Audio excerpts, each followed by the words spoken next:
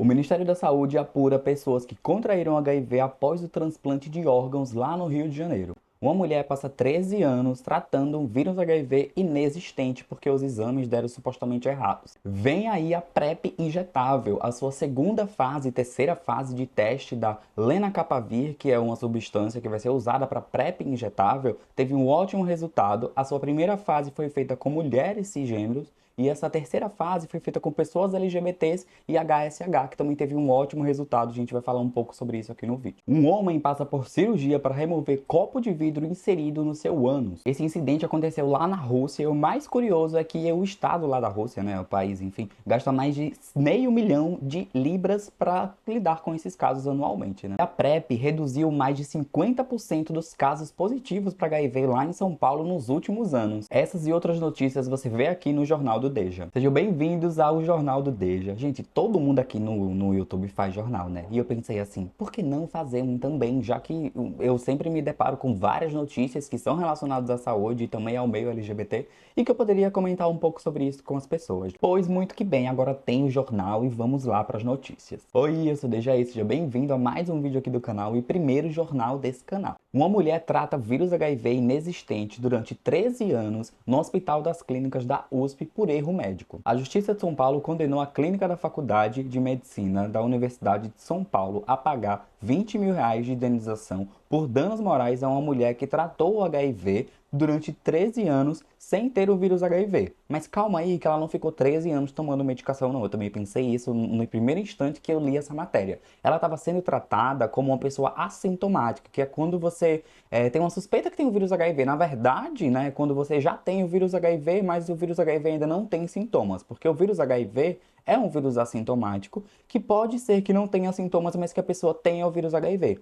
Porém, ela foi tratada dessa forma após chegar em um hospital dizendo que teve relações com uma pessoa que vivia com HIV. Como isso aconteceu há 13 anos atrás, não me recordo se já existia a PEP naquela época, que é a profilaxia pós-exposição de risco ao HIV, né? Que quando a pessoa tem uma relação como essa, desprotegida, sendo com uma pessoa que vive com HIV ou não, ela toma a PEP durante 28 dias e se previne de contrair o vírus HIV. E aí eu pensei automaticamente que deveria ser esse o procedimento que deveria ter sido tomado pelo hospital, né? Mas infelizmente não foi isso que aconteceu. Também não sei se naquela época tinha PEP, né? Aí eu não posso também julgar essa questão aí. Então se você aí é mais velho que eu, comenta aí se naquela época já tinha PEP, né? Porque eu acho que a PEP deve ser algo de 10 anos pra cá. A paciente relatou que procurou ajuda do ambulatório de imunodeficiência secundária do hospital em maio de 2003, informando que teve uma relação com um homem que vivia com HIV, né? E aí me faz pensar também, nesse ano já existia tratamento para HIV? Mesmo que essa pessoa vivesse com HIV, que teve relações com ela, será que essa pessoa não estava indetectável? Será que essa pessoa não fazia tratamento? Porque assim, eu achei um pouco de sorofobia, né, de uma parte ali do hospital por achar que só porque ela teve uma relação com uma pessoa que vive com HIV, automaticamente ela também contraiu HIV, né? Não foi se estudado o caso do rapaz estar em tratamento, estar indetectável, sabe? Achei muito estranho esse caso. E ela passou, então, a ser tratada como uma pessoa que vivia com HIV, mas assintomática, que é aquilo que eu expliquei pra vocês logo no começo do vídeo, né? O que significa ser uma pessoa assintomática. Mas o próprio vírus HIV é assintomático. Então, por isso que a gente sempre fala, é importante fazer testes com frequência, porque daí você pode ter contraído o vírus, mas por ele ser assintomático e existir a janela imunológica que pode levar 30 dias ou mais para ele ser detectado em exames, é importante você fazer testes com frequência, né? Durante mais de uma década, ela foi acompanhada na unidade de saúde por meios de exames de qualificação de carga viral, que é aquele exame que as pessoas que vivem com HIV fazem, inclusive, né? No entanto, em julho de 2016, ao fazer mais um dos exames de rotina, o que se submetia com frequência, né? Ela fazia supostamente a cada 6 meses, que é o que a gente que vive com HIV faz, né? A mulher se deparou com a informação de que o teste dela havia dado não reagente para HIV, ou seja, aquele teste dela tinha dado negativo após uma década, né, 13 anos aí que ela estava fazendo acompanhamento como se tivesse vírus HIV. E a defesa dela disse que nesse meio tempo ela se viu-se como uma sentenciada à pena de morte, né? Privou-se de diversas atividades que passaram-se a se preocupá-la, né, como uma vez que até mesmo um simples acidente doméstico com uma faca ou agulha poderia trazer algum risco, né, de transmitir o vírus para seus familiares, né? Apontou a defesa da moça aí que passou por esse caso, né? E o que é que acontece, né? Naquela época, né, há 13 anos atrás, não tinha-se muita informação sobre o vírus HIV, né? Sabemos que ele não sobrevive muito tempo fora do organismo. Então, se acontecer algum acidente com agulha, com uma faca em casa e sair sangue ali e caiu na bancada da pia, alguma coisa assim do tipo, o vírus que tá ali ele vai morrer rápido. Ele só vai sobreviver por alguns minutos ou segundos, depende do ambiente, enfim. Não vai sobreviver muito tempo, então dessa forma é muito difícil ter transmissões dessa forma. Mas eu entendo a preocupação, porque na época não tinha tanta informação sobre isso, né? E tratar o HIV como uma sentença de pena de morte também é uma coisa muito antiga, assim, tipo, lá daquela época que a gente ainda não tinha tratamento, né? Que até a própria mídia tratava o vírus HIV dessa forma, como uma sentença de morte, para tentar levar um pouco de conscientização em relação à prevenção, né? Era uma conscientização que assustava as pessoas, né? E não que levava educação, enfim. Então é alguma coisa da época também, né? Foram 13 anos atrás. E aí ela acrescenta aqui que ela passou anos temendo ter relações com outras pessoas, e até com medo de ter complicações, né? Porque se você vive com HIV e não faz tratamento, você pode sim desenvolver complicações, né? Que são as chamadas doenças oportunistas ou infecções oportunistas, né? E tudo isso devido à negligência e imprudência. E aí, em nota, o hospital, ele lamentou o ocorrido e destacou que eles acompanham os avanços expressivos nos diagnósticos das pessoas, impulsionado pelas pesquisas científicas e pelo desenvolvimento tecnológico. Nesse sentido, eles trabalham constantemente para minimizar as falhas inerentes aos processos da medicina, promovendo e cuidando cada vez mais para assegurar que esse tipo de problema aconteça, né? Mas enfim, né? Acabou acontecendo. Uma ficha de evolução clínica mostra que a mulher era tratada como assintomática desde 2003, lá quando ela foi lá procurar ajuda médica, né? E um relatório do Hospital das Clínicas, com resultado dos exames de qualificação de carga viral, mostra que a paciente foi submetida a procedimentos médicos durante todo esse ano. A perita médica afirmou que foram realizados 3 exames de carga viral positivos para HIV, configurando uma situação que merecia uma melhor investigação, ou seja, alguns dos exames que foram feitos durante esses 13 anos deu reagente para HIV, né? E aí por isso que eles ficaram tratando ela como se fosse assintomática. Mas, ao ser questionada se existia na literatura médica algum exame que poderia esclarecer esse caso com um curto prazo, né, de uma forma mais rápida, né, e se a única conduta que tinha, né, seria ter esse acompanhamento médico prolongado, né, ela respondeu que os exames poderiam sim ter sido repetidos, né, inclusive o exame sorológico para HIV. Não sei se vocês sabem, mas quando a gente vai fazer exame para HIV, na maioria das vezes os médicos pedem para que a gente refaça esses exames depois de 30 dias. E caso o seu exame dê positivo ali na hora, eles já refazem na mesma hora esse exame. Existem outros tipos de testes para HIV. Tem o teste rápido, tem o ELISA, tem outros tipos de teste que é sanguíneo, enfim. Então tem algumas maneiras diferentes de detectar o vírus HIV, realizados de maneiras diferentes para ter uma certeza. Eu mesmo, quando tive meu diagnóstico, eu fiz uns 3 testes. Eu fiz o teste quando fui doar sangue, depois eles confirmaram esse teste para poder me passar a informação, e depois eu fiz outro teste para poder iniciar o meu tratamento. Ou seja, eu fiz 3 testes para poder confirmar. Essa mulher só fez um e já foi tratada como assintomática. Então, assim, lembrando que isso aconteceu há 13 anos atrás, não sabíamos como era o procedimento naquela época, mas isso está muito estranho. Porque a juíza aqui, a perita médica, disse que não foi realizado pelo hospital um segundo teste, né? E que manteve o tratamento da paciente, insistindo no diagnóstico positivo para HIV. Destacou o relator do caso da 7ª Câmara de Direito Público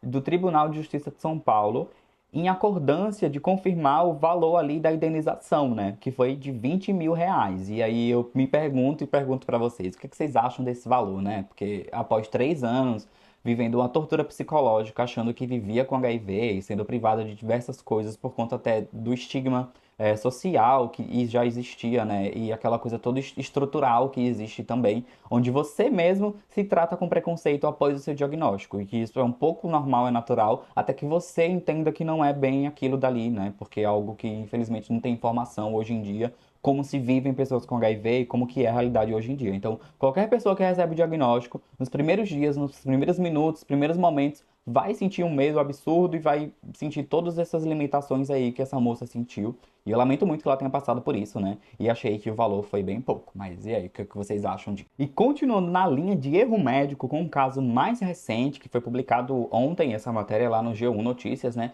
Sobre o caso do Rio de Janeiro, onde 6 pessoas receberam o transplante de órgãos e esses órgãos estavam infectados com o vírus HIV, né? Foi de uma pessoa que vivia com HIV que acabou doando esses órgãos e a clínica que recebe esses órgãos para doação acabou fazendo o teste ali sorológico, mas esse teste, né, deu um pouco errado, né? O Ministério da Saúde e a Polícia Militar, a Polícia Federal, a Secretaria da Saúde e diversos outros órgãos estão acompanhando esse caso que aconteceu no Rio de Janeiro dos pacientes que foram transplantados e contraíram o vírus HIV após o transplante, né? A contaminação por HIV de 6 pessoas que estavam na fila de transplante da Secretaria Estadual da Saúde do Rio de Janeiro, após receberem os órgãos, é investigada por órgãos de diferentes esferas, né? Como eu citei ali no começo do vídeo, o Ministério da Saúde, a Polícia Civil, o Ministério Público, a CREMERGE, a Anvisa e a própria Secretaria de Saúde está investigando esse caso para saber o que foi que aconteceu, né? Porque segundo o governo do estado do Rio de Janeiro, o erro foi em 2 exames do PCS Lab Salem, é um laboratório médico, né, que faz exames ali sorológicos em órgãos que vão ser doados, né? A unidade privada fica na Nova Iguaçu, lá na Baixada Fluminense, e foi contratada pela Secretaria do Rio de Janeiro em dezembro do ano passado, em um processo de licitação emergencial no valor de 11 milhões de reais, né? Para fazer a sorologia dos órgãos doados, ou seja, do nada eles pediram para mudar o laboratório que realizava esses exames, que são laboratórios privados, mas que são credenciados pelo SUS, né, pelo Ministério da Saúde, enfim, ali pelo órgão do Estado, como por exemplo, quando você vai fazer exames e vai no posto de saúde, eles marcam para você ir em uma clínica privada, mas é pelo SUS, deu para entender, né? Tinha uma clínica que já fazia esses exames e aí do nada eles mudaram para essa outra clínica e pagou 11 milhões. Esse laboratório investigado por contaminação dos transplantes das pessoas que acabaram contraindo HIV, né, é de um primo do ex-secretário da Saúde, o Dr. Luizinho. Segundo aqui o site do G1 Notícias, né, a contaminação foi descoberta no dia 10 de setembro, quando o paciente transplantado foi no hospital com sintomas neurológicos e teve o resultado positivo para HIV, sendo que ele não tinha o vírus HIV antes de receber o transplante, né? Esse paciente foi o que recebeu um coração no fim de janeiro e a partir daí as autoridades refizeram todos os processos, né? E chegaram a 2 exames feitos no PCS Labs, lá naquela clínica que eu acabei de comentar. E sempre que um órgão é doado, uma amostra é guardada, ou seja, uma amostra dos exames são guardadas. E aí a Secretaria do Rio de Janeiro, né, fez uma contraprova do material e identificou que existia sim HIV nesses materiais, né? Em paralelo, a Secretaria do Rio de Janeiro rastreou os demais receptores que receberam os órgãos doados por essa pessoa, né? E confirmou que as pessoas que receberam os rins, cada rim, né? Porque tem 2 rins, também tinham contraído o vírus HIV. A pessoa que recebeu a córnea não contraiu o vírus HIV porque a córnea não é tão vascularizada, ou seja, não tem tanto sangue, não tem tantas veias ali, né? Eu não sabia dessa informação e achei até interessante. Já o rapaz que recebeu o fígado, ele acabou falecendo após o transplante, mas ele já estava em um risco ali, já estava em uma situação grave e esse falecimento dele não foi decorrente do vírus HIV. E no dia 3 de outubro, mais uma pessoa transplantada também apresentou sintomas neurológicos e testou positivo para HIV. E essa pessoa também não tinha o vírus HIV antes de fazer a cirurgia. E cruzando os dados da secretaria lá do Rio de Janeiro, chegaram em outros exames errados de uma doadora que realizou esses exames no dia 25 de maio desse ano. Ou seja, minha gente, parece que tinha erros sempre nesse lugar aí, né? Nesse laboratório tinha alguma coisa acontecendo que estava errando sempre esses exames. Mas o Ministério da Saúde já se posicionou sobre esse caso e mostrou profundo apoio às famílias dessas vítimas, né? O Ministério da Saúde solicitou também que fosse interditada a clínica para que fosse realizada algumas investigações, né? E determinou que as testagens de todos os doadores de órgãos do Rio de Janeiro voltassem a ser feitas exclusivamente pelo Hermório, que era a clínica que fazia antes de ter mudado para essa nova clínica. Ordenou a retestagem de todos os órgãos doados pelos doadores feitos por esse laboratório e determinou que o grupo de pacientes que receberam esses órgãos doados recebessem total atendimento especializado. É realmente um caso muito sério, eu nunca vi isso acontecer, né? Ainda mais dessas últimas décadas para para cá, né, que a gente teve tanto avanço da ciência, ainda mais em relação ao HIV, né, testagens, tratamentos e tudo mais. Então é um caso muito assustador e que eu acredito que precisa de muita coisa ser explicada aí ainda, né? Um homem passa por cirurgia para remover um copo de vidro que foi inserido no seu ânus. É, gente, mais um caso igual a esse aconteceu, né? Porque recente a gente teve outro caso parecido de um rapaz que colocou uma enguia no ânus também, né? E sempre aparece casos como esse. Inclusive, copo não é a primeira vez. Tem um vídeo até aí que já viralizou lá no X, né? De um rapaz que colocou o copo lá no negócio dele. E assim, a gente tem que tratar esses casos com seriedade, porque é uma coisa muito séria, né? Eu acredito que devido ao machismo e devido a diversas outras situações, inclusive desse caso, porque ele aconteceu lá na Rússia, que é um país extremamente homofóbico, né? Eu acredito que devido a tudo isso, muitos homens sentem vontade de ter prazer anal, mas por conta do machismo estrutural e tudo mais, vergonha, medo, não sei, acaba que não procura ajuda ou um parceiro ou maneiras seguras para fazer isso, né? Então a gente não pode estar tratando esses casos como piada também, né? Porque é um assunto sério, né? Os médicos da Rússia documentaram a cirurgia para remover um copo de vidro, preservativo e lubrificante inseridos pelo ânus do homem, né? Lá na Rússia, que eu não vou saber falar o nome da cidade, né? Um homem que não teve a identidade revelada precisou passar por uma cirurgia de alto risco para remover um copo de vidro que foi inserido ali no seu intestino, né? O objeto foi inserido pelo ânus durante um ato sexual. Os médicos explicaram que se o copo de vidro tivesse sido quebrado, o homem correria um risco de sofrer hemorragias fatais e danos irreversíveis aos seus órgãos. Imagens de raio-x divulgadas pelo hospital mostram o copo de vidro alojado na parte superior do reto, avançando a região do intestino superior, ou seja, já tinha passado do reto e estava indo para o intestino, onde as fezes ainda estão sendo formadas. Importante ressaltar porque, tipo, poxa, é algo que pode causar sérios problemas, né? Inclusive, até quando as pessoas vão fazer chuca, né? Que acabam colocando água demais, que a água passa do reto, que vai para o intestino e que acaba mexendo com as fezes que ainda não estão formadas e dá toda uma merda ali, né? Literalmente. E além do copo, os profissionais de saúde removeram também um preservativo e um lubrificante que provavelmente foram usados também ali no ato, né? Falando sobre o caso, o porta-voz do hospital, onde o paciente foi tratado, destacou a importância de uma abordagem sem julgamentos em situações como essa, né? Os médicos não são a polícia da moralidade, né? Afirmou lá o rapaz, reforçando que os pacientes devem sentir-se seguros em buscar ajuda, independente das circunstâncias que tenham levado ao incidente, né? Eu concordo plenamente com ele, porque um hospital é um lugar onde você precisa realmente procurar ajuda sem ser julgado. Infelizmente, tem sim muitos profissionais de saúde que querem ser policiais da moralidade, né, e que julgam, apontam as pessoas.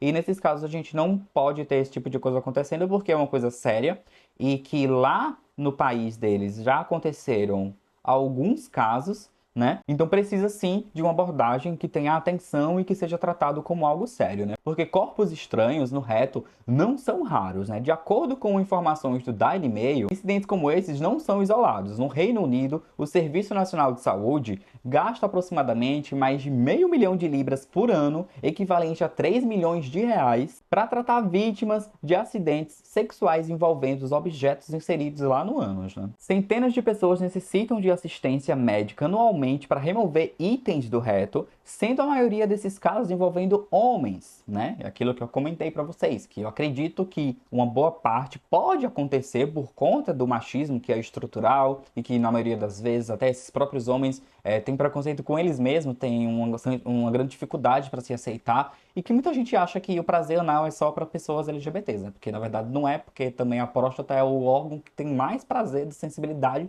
do homem. Então, gente, por favor, né? Vamos estimular o nosso prazer. Mas mais importante que isso, a gente precisa aprender a conversar sobre os nossos desejos, para que esse tipo de situação muito arriscada acabe acontecendo, né? Mas vamos agora para uma notícia boa. Vem aí a PrEP injetável, né? Espero que dê tudo certo, porque o lenacapavir teve um ótimo resultado. Eu já comentei sobre ele aqui anteriormente, com um teste que foi realizado, um ensaio clínico, na verdade, né? Que já estava em fase de teste em seres humanos. Foi realizado lá na África do Sul e na Uganda com mulheres cisgêneros, né? Muitas mulheres cisgêneros passaram por esse teste, mais de 4.000 mulheres, e poucas delas foram contraíram o vírus HIV, né? As mulheres que estavam fazendo o acompanhamento com lenacapavir, que é a PrEP injetável, nenhuma delas contraíram o vírus HIV, mas as que estavam usando a PrEP tomada oralmente, né, diariamente, teve sim algumas que contraíram o vírus HIV, ou seja, essa PrEP injetável, que é feita com a lenacapavir, mostra mais eficácia do que a PrEP que já existe. E isso também porque, devido ao uso que é diário e que é medicação, né, devido também ao estigma e ao medo das pessoas de continuarem esse tratamento com a PrEP, acaba que o tratamento não é 100% eficaz e que há sim o risco de contrair HIV por conta da ineficácia do tratamento, né? O ensaio clínico de fase 3 foi realizado em homens cisgêneros, transgêneros, mulheres transgêneros, indivíduos não binários com 16 anos ou mais que têm relações com parceiros designados do sexo masculino ao nascer. Havia 88 locais de ensaio nos países da Argentina, Brasil, México, Peru, África do Sul, Tailândia e Estados Unidos, né? A injeção reduziu efetivamente o risco de contrair HIV em 96%, sendo mais de 89% eficaz do que a PrEP diária já existente, ou seja, que avanço, né? 99,9% dos pacientes que receberam a injeção de lenacapavir 2 vezes ao ano, ou seja, semestral, né, a cada 6 meses, não contraíram a infecção do vírus HIV, né, de acordo com os dados da farmacêutica Gilead Sciences. Não sei se eu falei certo o nome. Houve apenas 2 casos entre 2.180 pacientes, ou seja, que avanço maravilhoso, né? E a primeira fase de teste que eu comentei no começo aqui desse assunto, né, teve 100% de eficácia entre as mulheres e adolescentes lá da África, né? Maravilhoso. A eficácia é incrível, demonstra que o ensaio, né, Purpose 2, que é o nome desse ensaio, mostra os potenciais benefícios de uma injeção semestral e a diversidade de locais e participantes do ensaio mostram o impacto, né, que o lenacapavir para PrEP pode ter para as pessoas ao redor de todo mundo que precisam de mais opções para reduzir a contaminação por vírus HIV, né? E essa descoberta acaba acrescentando ainda mais no nosso arsenal de prevenção, né, para tentar combater o vírus da AIDS, né? Porque lembrando que a PEP, a PrEP e outras formas de prevenção são prevenções que vieram para somar junto com as prevenções que já existem. Porque eu lembro até de uma infectologista, que é minha amiga, que sempre faz live comigo lá no Instagram, inclusive me sigam lá, @soudejaí. A gente já fez live algumas vezes lá, e ela me comentou uma vez que se só a camisinha controlasse o vírus HIV, a gente já teria muitos casos reduzidos, né, de pessoas que contraíram HIV, novos casos reduzindo. Porém, isso não aconteceu. Durante décadas que existem a camisinha, que é distribuída gratuitamente nos postos de saúde, os casos de HIV não reduzem, muito pelo contrário, só acabam aumentando. E aí vem as pessoas, políticos da moralidade, querer julgar quem faz o uso da PEP ou PrEP e dizer, ai, que tá fazendo uso de PEP ou PrEP para não usar a camisinha. Gente, se for, não importa. Cuide da sua prevenção, cuide da sua saúde, porque se só existisse a camisinha, os casos de redução de HIV não iam reduzindo, né? Porque recentemente a gente também teve uma grande redução dos casos de HIV lá em São Paulo, que a gente vai comentar logo em seguida aqui desse assunto. Então, assim, a PrEP é mais uma coisa para somar na prevenção do vírus HIV. Existe uma coisa chamada prevenção combinada, que é quando você faz o uso de diversas formas preventivas, incluindo a PrEP, a PEP, a camisinha, o gel lubrificante, os testes com frequência, a redução de danos e o diálogo também com seus parceiros e parceiras, que é muito importante também. Então, assim, prevenção combinada sempre, né? Porque a dificuldade que algumas pessoas têm ao tomar o comprimido diário todos os dias da PEP, né, incluindo os desafios em adesão, do estigma, que dificultam a aceitação e a continuidade do padrão de tratamento por muito tempo, né? As pessoas que tomam PEP acabam parando de pegar a PEP porque sentem vergonha de alguém ver que ela está indo pegar. Ah, mas besteira, vergonha. Gente, infelizmente, o estigma social, ele existe. Eu fui demitido no meu trabalho há 8 anos atrás e diversas pessoas que falavam comigo pararam de falar comigo porque eu vivo com HIV. Então, assim, imagina se alguém acha que você tem HIV, o estigma que você não vai sofrer. Então eu entendo sim o motivo dessas pessoas sentirem vergonha de pegar a medicação, até mesmo porque há menos de um ano, a cada 6 meses, eu perdi um amigo meu aqui da cidade porque ele tinha vergonha que as pessoas descobrissem que ele vivia com HIV, porque ele precisava ir lá no local, no CTA, que pega medicação. Ele era uma pessoa pública que trabalhava com internet também, que era conhecido na cidade, e que já tinha sofrido ameaças de ser exposto o diagnóstico dele. Então não sei porque ele nunca procurou ajuda jurídica ou algo do tipo. Infelizmente ele abandonou o tratamento dele, acabou desenvolvendo complicações e faleceu. Então esse medo, esse estigma, ele realmente existe e é sério, não é mimimi não, porque só sabe quem passa, né? E a farmacêutica afirmou que usará esses dados de ensaios para provar a eficácia, né, do medicamento em vários países e conseguir a aprovação até o final desse ano. Seria incrível isso, né? E a empresa A empresa planeja priorizar a autorização em países com alto índice de vírus HIV e poucos recursos. Mas o que me deixa curioso é que aqui no Brasil a gente já teve uma PrEP injetável aprovada, que eu esqueci o nome agora, eu vou ter que pesquisar. Cobategravir PrEP injetável. Aqui no Brasil a gente já teve uma PrEP injetável aprovada pela Anvisa para ser utilizada, que é o Cobategravir, que também é uma PrEP injetável, né? Que vai ser aí tomada, acho que a cada 3 meses ou 4 meses, não lembro ao certo agora, mas ela foi aprovada em 2000 e quanto? Ela foi aprovada pela FDA dos Estados Unidos em 2021, né? E foi aprovada também pela Anvisa brasileira para ser utilizada. Porém, a única coisa que não foi estabelecido dessa Cobategravir, que é uma PrEP injetável que já tem aprovação, é o valor. Ou seja, ela não está sendo comercializada nem utilizada por conta do valor que ainda não foi estabelecido, né? Eu acredito que o lenacapavir pode ser até melhor, né? Porque o Cobategravir, ele é utilizado da seguinte forma, né? A aplicação é feita com um mês de intervalo e nas seguintes aplicações é com 2 meses, ou seja, o Cobategravir, que já foi aprovado no Brasil, você tem que tomar a cada 2 meses. E o lenacapavir, você vai ter que tomar a cada 6 meses. Então, o lenacapavir, sim, é bem melhor. Porém, lá em outros países, como na Europa, por exemplo, já existem tratamentos para HIV injetáveis também, com o Cobategravir e com o lenacapavir também, né? São substâncias que também são usadas para tratar o vírus HIV lá fora do Brasil. Aqui ainda não, e a gente espera que um dia chegue também esse tratamento injetável, que eu acho que seria super interessante também, né? E ajudar bastante aí nas pessoas que têm esse medo aí de acabar sendo visto lá indo pegar a medicação, né? Mas continuando na onda de boas notícias, vamos agora falar sobre a redução dos casos positivos para HIV lá em São Paulo, que foi maior do que 50% por conta da implementação da PrEP aí, né? Que lá em São Paulo o uso de PrEP é bem grande, inclusive porque tem uma população muito grande, né? Até mesmo população que vive com HIV. Do Brasil, o maior número está em São Paulo. O uso da PrEP ajudou a reduzir mais de 54% dos casos positivos para HIV nos últimos 7 anos da cidade de São Paulo, né? Também houve uma redução nos casos da AIDS, né? O número reduziu em 41% entre 2016 e 2023. Entre 2016 e 2023, as infecções por vírus HIV caíram entre 54% lá em São Paulo, né? Os números reduziram de 3.761 para 1.705, que avanço, né? De 3.000 para 1.000, bastante.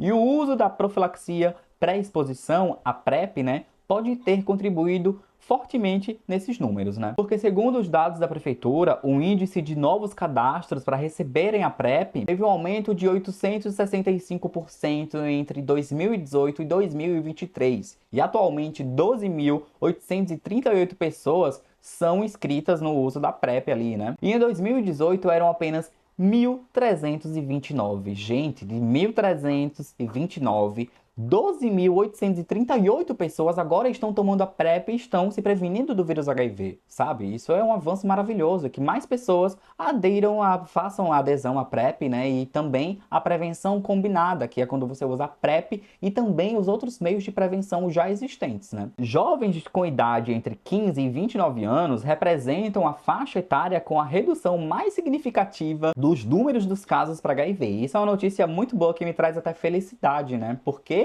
os jovens estavam sendo um grande número que não estavam usando prevenção, né? E segundo a prefeitura, essa foi a maior redução registrada desde o início da pandemia no Brasil. Então isso é algo histórico, né? Que começou lá nos meados de 1981 e só agora a gente começou a ter uma redução significativa e que é uma significância maravilhosa, né? Porque de 1.000 e para quase 13.000, isso é incrível, né? E esses dados são muito importantes, já que cerca de 60% dos brasileiros acima de 18 anos já afirmaram em pesquisas que não usam prevenção em nenhuma das suas relações. Então, se, né, 60% não usa prevenção e agora muitas pessoas estão começando a usar outras formas de prevenção, isso é maravilhoso, né? Claro, né, que a PrEP ela só vai prevenir do vírus HIV. Existem diversas outras ISTs, como a herpes, gonorreia, sífilis, HPV, clamídia, as hepatites virais, que precisam também da prevenção. E é por isso que eu falei da prevenção combinada, que é quando você faz o uso de mais de uma forma de prevenção e que isso é extremamente importante ser feito. Mas a única coisa que a gente não pode fazer é julgar a forma com que o nosso amiguinho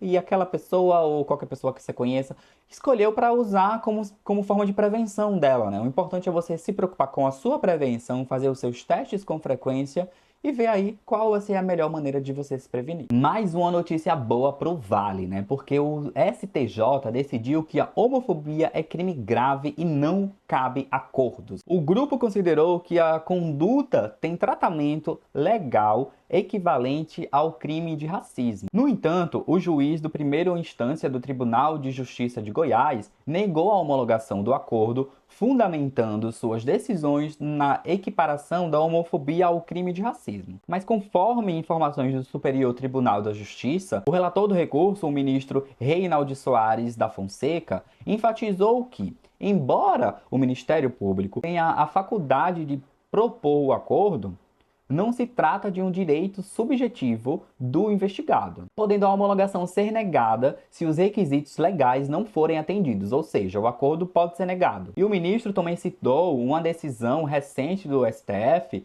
que, em outro julgamento, afirmou que o alcance do ANPP deve ser compatível com a Constituição e que, assim como o acordo não é aplicável a crimes de violência doméstica, não pode abranger a injúria racial nem as condutas racistas previstas na Lei 7.716 de 1989, que combate a discriminação racial no Brasil, né? Reinaldo Soares da Fonseca recordou ainda que em 2019 o Supremo Tribunal Federal decidiu que a homofobia e a transfobia devem ser enquadrados em crimes de racismo até que a legislação crie uma legislação própria para esse tema, né? Então, assim, já foi um avanço bom, mas esperamos que um dia a legislação tenha uma legislação própria para esse tema, para esses casos de homofobia que, infelizmente, eram muito negligenciados e que espero que agora, a partir disso, sejam melhor tratados, né? E para finalizar esse vídeo, eu vou falar de um assunto que eu tô muito atrasado, que eu já devia ter falado antes, mas é importante a gente comentar um pouco aqui, né? Sobre P. Diddy, né? Esses assuntos aí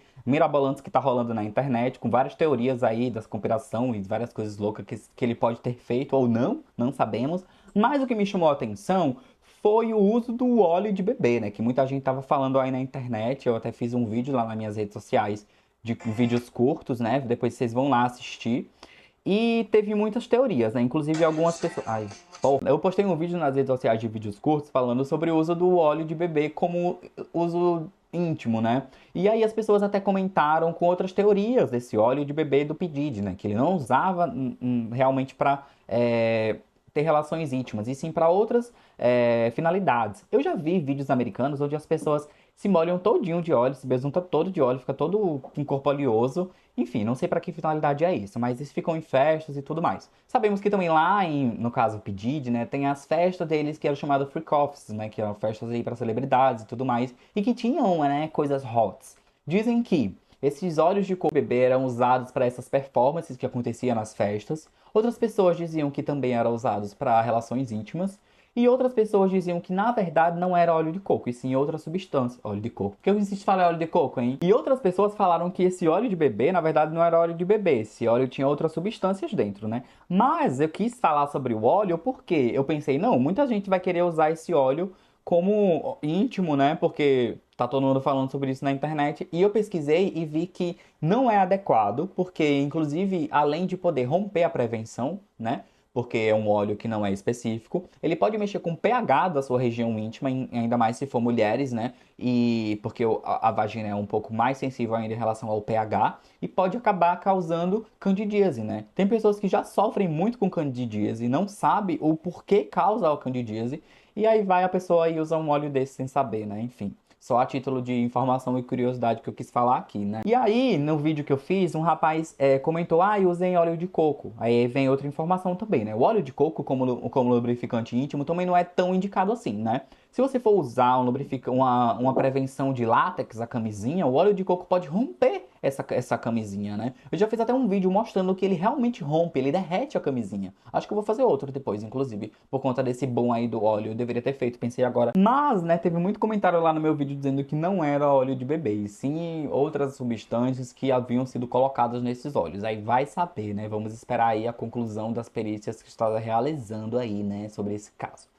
Mas teve outra coisa curiosa que as pessoas estavam falando sobre o caso de P. Diddy por causa do nome dele, né? Que é Diddy, né? E aí muita gente fez até meme lá no TikTok. Ah, o único Diddy que eu conheço é o Didi, né?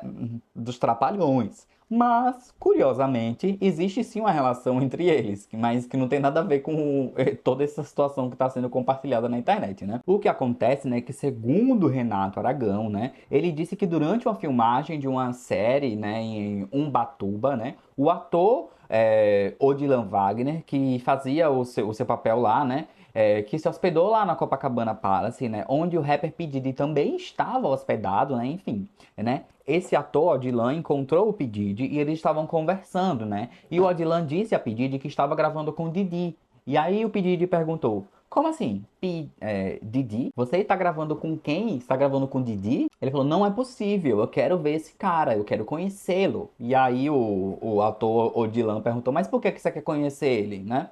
E aí ele explicou, né, dizendo que ele tem esse nome por conta de Didi, né? E que ele é americano, mas a origem dele é angolana. E a mãe dele era fã do programa Os Trapalhões, né? Onde Didi era um dos participantes dos Trapalhões, né? Aí a mãe dele acabou nomeando ele como Didi, né? E aí por isso que ele acabou colocando o nome dele como P. Diddy. Mas esse homem aí já teve diversos nomes, né? Já foi Puff Daddy, já foi Puff, já foi P. Diddy. E o nome dele é Saint John Combs. Enfim, né, gente? Só pra explicar pra vocês aqui que Didi não tem nada a ver com isso. E essa foi a primeira edição aqui do Jornal do Deixa. Deixe aí nos comentários o que vocês acharam, alguns assuntos que vocês acham que eu poderia trazer no próximo jornal e que não trouxe nesse. Mas eu achei que já teve bastante assunto, né? Ao longo do tempo consegui unir diversas notícias importantes e não importantes também. Então deixa aí nos comentários o que você achou desse vídeo, se você vai querer que eu traga mais vídeos como esse, já comenta aí embaixo notícias que eu posso pesquisar para trazer aqui no próximo jornal. Não se esquece de se inscrever no canal se você ainda não for inscrito, ativar o sininho para não perder os próximos vídeos e deixar um like aí para mostrar que você gostou desse vídeo, né? Um cheiro e até o próximo.